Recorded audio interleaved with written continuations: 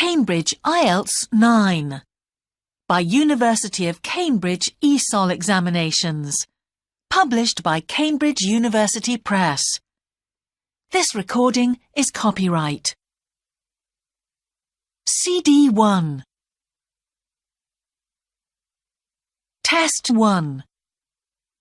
You will hear a number of different recordings, and you will have to answer questions on what you hear. There will be time for you to read the instructions and questions, and you will have a chance to check your work. All the recordings will be played once only. The test is in 4 sections. At the end of the test, you will be given 10 minutes to transfer your answers to an answer sheet. Now turn to Section 1. Section 1. You will hear a man phoning to inquire about a job vacancy. First, you have some time to look at questions 1 to 4.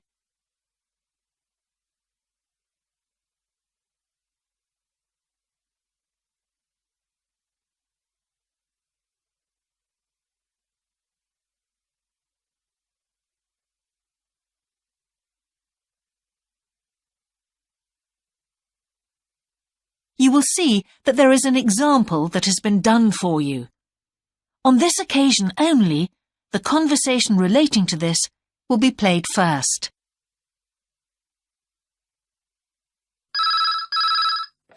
Good evening, King's Restaurant. Good evening. I'm ringing about the job I understand you have vacant. Oh, yes. The job vacancy is at a restaurant, so a restaurant has been written in the space. Now we shall begin. You should answer the questions as you listen, because you will not hear the recording a second time. Listen carefully and answer questions 1 to 4.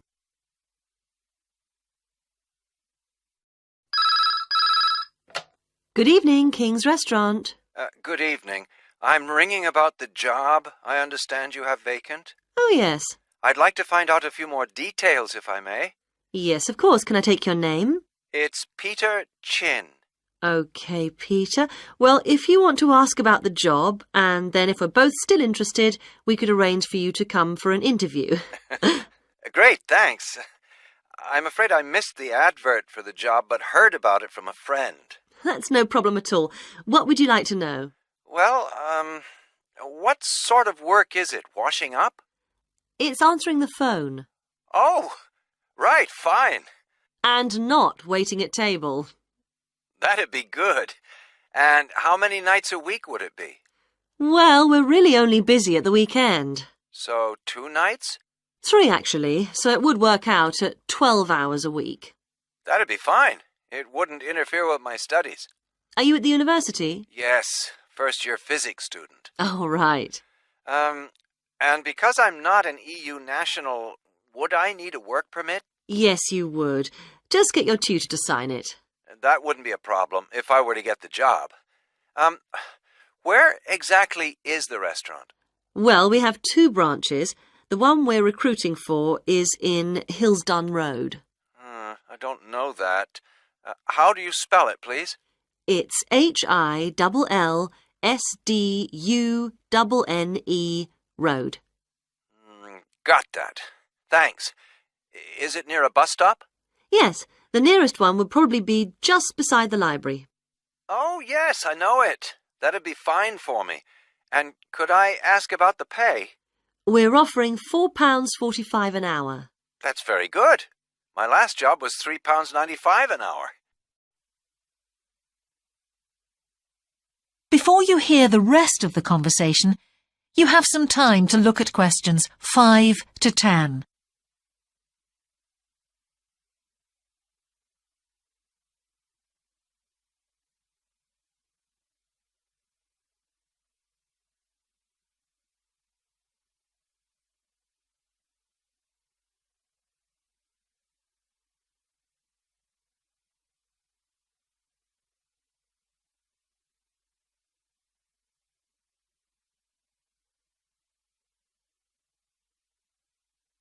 Now listen and answer questions 5 to 10. We feel it's pretty good, and we also offer some good fringe benefits. Really? Well, we give you a free dinner, so you eat well. Right. Better than hostel food. We certainly hope so. And we also offer extra pay for working on national holidays. Oh, that's a really good perk, isn't it? Yes, we think so. And then because of the difficulties of getting public transport, if you're working after 11 o'clock, we drive you home. Oh, that's good to know. Well, we'd certainly be interested in inviting you for an interview, if you're still interested. Oh, yes, certainly. Could I just also ask what qualities you're looking for? Well, for this particular job, we want a clear voice, which you obviously do have. Thanks. And you must be able to think quickly, you know. Well, I hope I'd... So, when could you come in for an interview? We're actually quite quiet tonight. Sorry, I couldn't come tonight. Or tomorrow, I'm afraid. Thursday's okay. That'd be 22nd of October? Fine. After 5 p.m? Yes, fine. Would 6 o'clock be okay? Perfect. And could you bring along the names of 2 referees? Yes, that's fine. No problem. Good. I look forward to seeing you. Oh, by the way, who should I ask for? Oh, yes, of course. Sorry. My name is Samira Manuja. Can you spell that, please? M-A-N-U-J-A. Okay. I've got that. Thanks very much. Look forward to seeing you later on, then. That is the end of section 1. You now have half a minute to check your answers.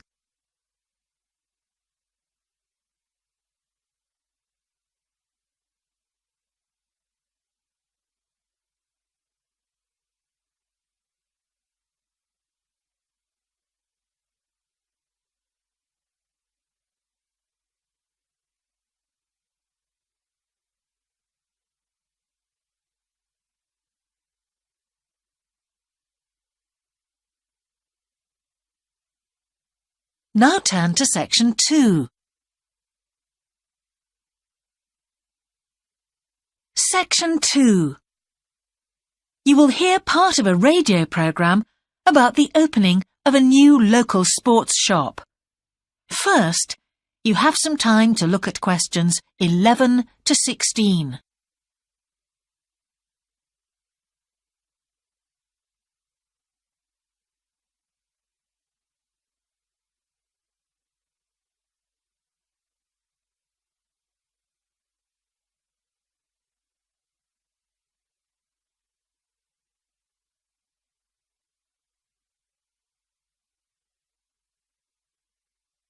Now listen carefully and answer questions 11 to 16. Now we go to Jane, who is going to tell us about what's happening in town this weekend. Right, thanks, Andrew. And now on to what's new. And do we really need yet another sports shop in Bradcaster? Well, most of you probably know Sports World, the branch of a Danish sports goods company that opened a few years ago. It's attracted a lot of custom, and so the company has now decided to open another branch in the area. It's going to be in the shopping centre to the west of Bradcaster, so that will be good news for all of you who found the original shop in the north of the town hard to get to. I was invited to a special preview, and I can promise you, this is the ultimate in sports retailing. The whole place has been given a new minimalist look with the company's signature colours of black and red. The first 3 floors have a huge range of sports clothing as well as equipment. And on the top floor, there's a cafe and a book and DVD section. You'll find all the well-known names, as well as some less well-known ones. If they haven't got exactly what you want in stock, they promise to get it for you in 10 days. Unlike the other store, where it can take up to 14 days. They cover all the major sports, including football, tennis and swimming. But they particularly focus on running, and they claim to have the widest range of equipment in the country. As well as that, a whole section of the third floor is devoted to sports bags, including the latest designs from the States. If you can't find what you want here, it doesn't exist. Before you hear the rest of the programme, you have some time to look at questions 17 to 20.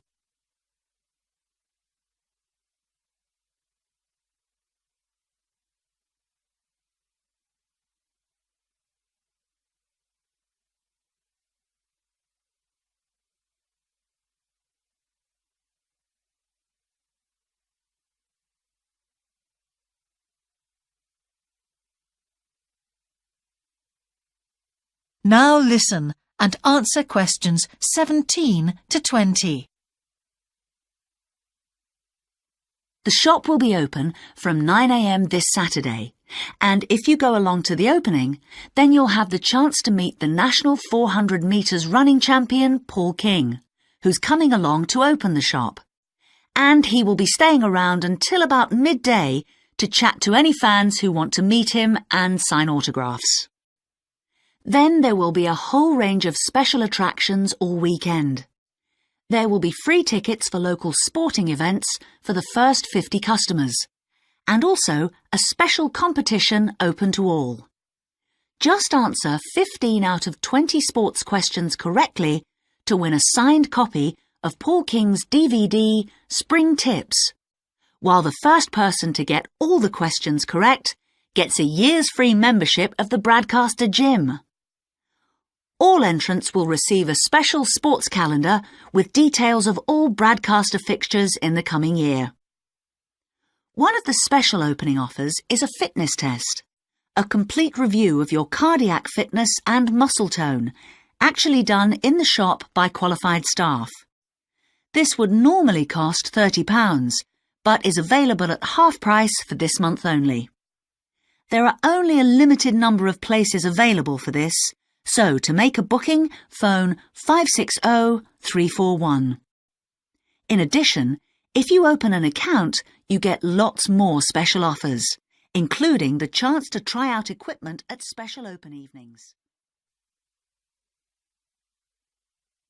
That is the end of section 2. You now have half a minute to check your answers.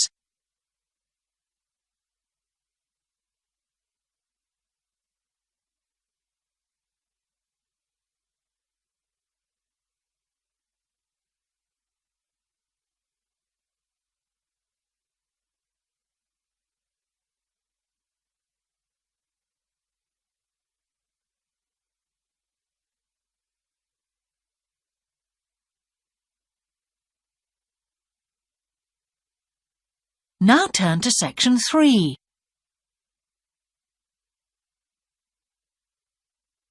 Discussion 3. Two overseas students called Spiros and Hiroko have just finished the first semester of their university course.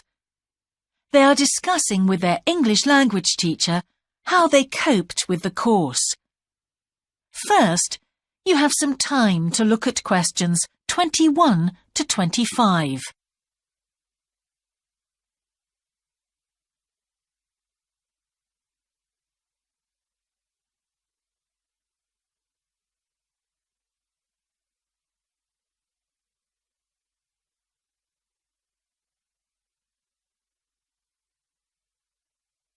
Now listen carefully and answer questions 21 to 25.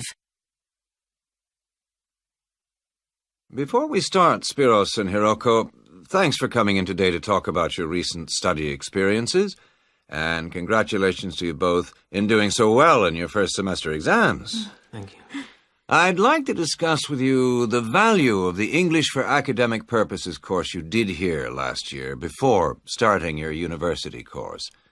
Spiros, if I could start with you, what parts of the program have now proved to be particularly valuable to you?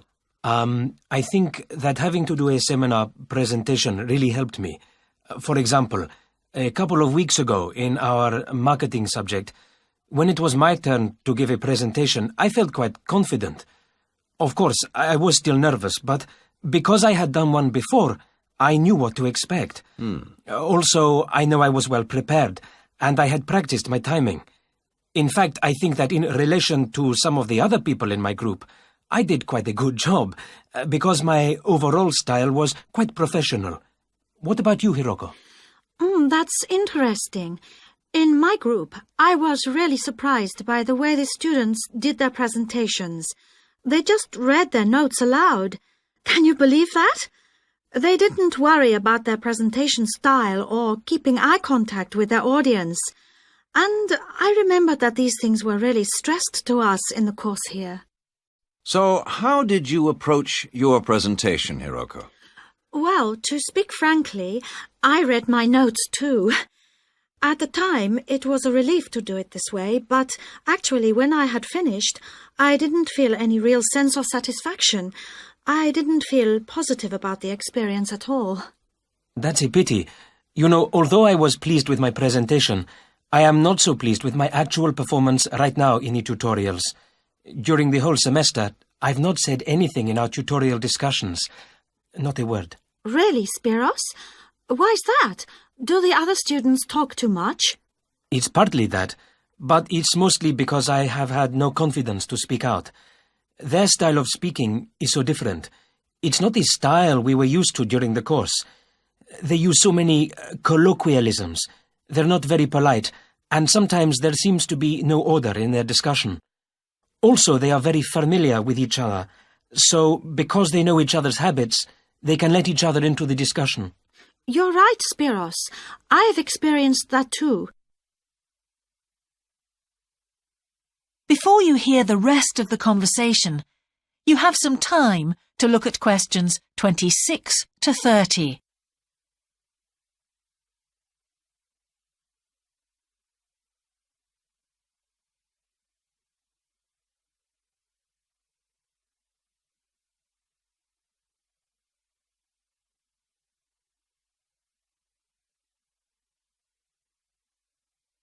Now listen and answer questions 26 to 30. For most of this semester, I've said absolutely nothing in tutorials. But recently, I've been trying to speak up more, and I just jump in, and I've noticed an interesting thing. I've noticed that if they thought my point was interesting or new, then the next time they actually asked for my opinion. And then it was much easier for me to be part of the discussion. Oh, that's great, Hiroko. I hope that happens for me next semester. I'll have to work hard to find some interesting points. What helped you to find these ideas? I think that one thing that helped me with this was the reading. I've had to do so much reading this semester just to help me make sense of the lectures. At first, I couldn't understand what the lectures were talking about. So I had to turn to the books and journals. Every night I read for hours, using the lists of references that were given, and I made pages of notes. At breakfast, I read and read my notes again. This habit has helped me to follow the ideas in the lectures, and it's also given me some ideas to use in the tutorials. But I did so much reading anyway. I don't think there's any time left over for anything extra. My reading speed is still quite slow, though I'm much better at dealing with vocabulary than I used to be.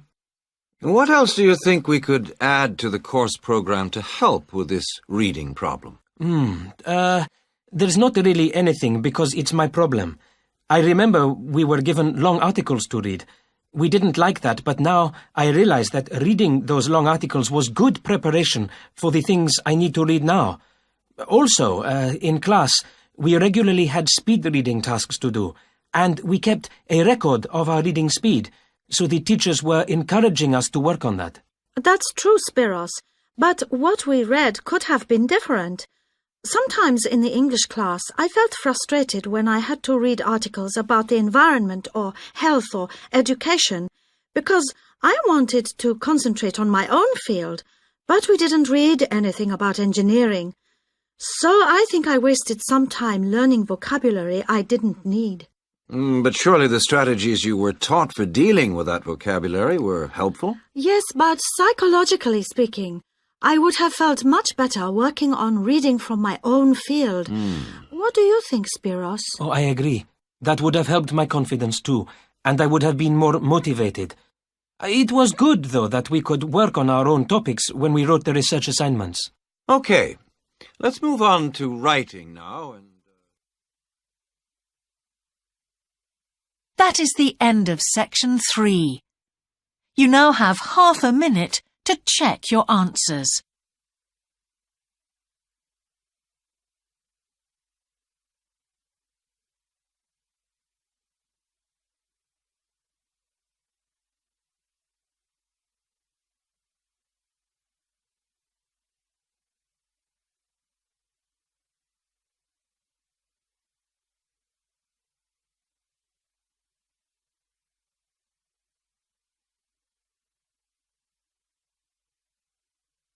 Now turn to section 4.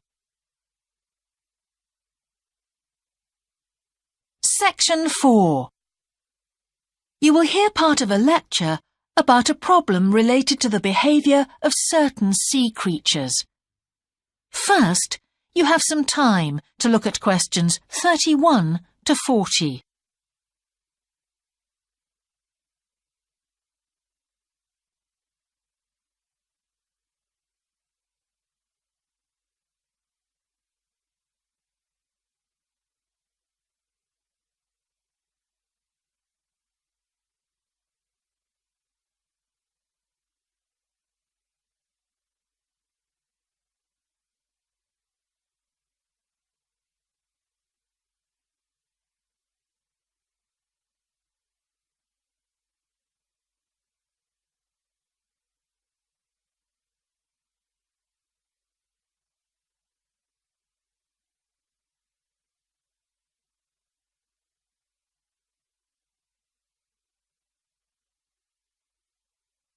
Now listen carefully and answer questions 31 to 40. Good afternoon, everyone. Well, with some of you about to go out on field work, it's timely that in this afternoon's session I'll be sharing some ideas about the reasons why groups of whales and dolphins sometimes swim ashore from the sea right onto the beach and, most often, die in what are known as mass strandings. Unfortunately, this type of event is a frequent occurrence in some of the locations that you'll be travelling to, where sometimes the tide goes out suddenly, confusing the animals. However, there are many other theories about the causes of mass strandings. The first is that the behaviour is linked to parasites. It's often found that stranded animals were infested with large numbers of parasites. For instance, a type of worm is commonly found in the ears of dead whales. Since marine animals rely heavily on their hearing to navigate, this type of infestation has the potential to be very harmful. Another theory is related to toxins, or poisons. These have also been found to contribute to the death of many marine animals. Many toxins, as I'm sure you're aware, originate from plants or animals. The whale ingests these toxins in its normal feeding behaviour, but whether these poisons directly or indirectly lead to stranding and death seems to depend upon the toxin involved. In 1988, for example, 14 humpback whales examined after stranding along the beaches of Cape Cod were found to have been poisoned after eating tuna that contained saxitoxin, the same toxin that can be fatal in humans.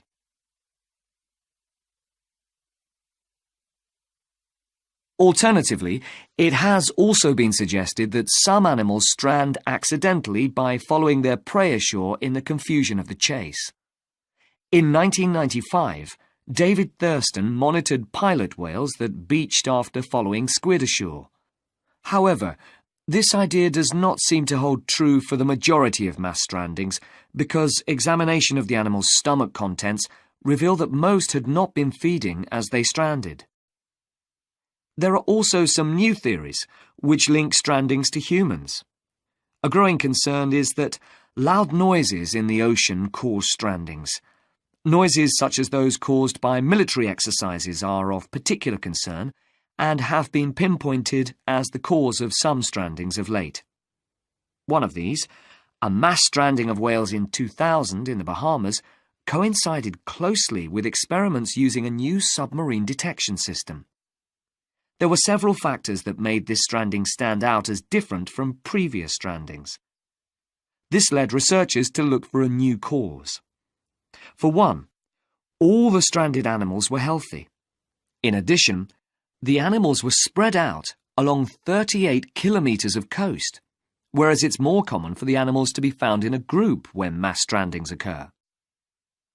A final theory is related to group behaviour and suggests that sea mammals cannot distinguish between sick and healthy leaders and will follow sick leaders, even to an inevitable death. This is a particularly interesting theory, since the whales that are thought to be most social, the toothed whales, are the group that strand the most frequently. The theory is also supported by evidence from a dolphin stranding in 1994. Examination of the dead animals revealed that, apart from the leader, all the others had been healthy at the time of their death. Without one consistent theory, however, it is very hard for us to do anything about this phenomenon except to assist animals where and when we can. Stranding networks have been established around the world to aid in rescuing animals and collecting samples from those that could not be helped. I recommend John Connor's Marine Mammals Ashore as an excellent starting point if you're interested in finding out more about these networks or establishing one yourself. That is the end of section 4. You now have half a minute to check your answers.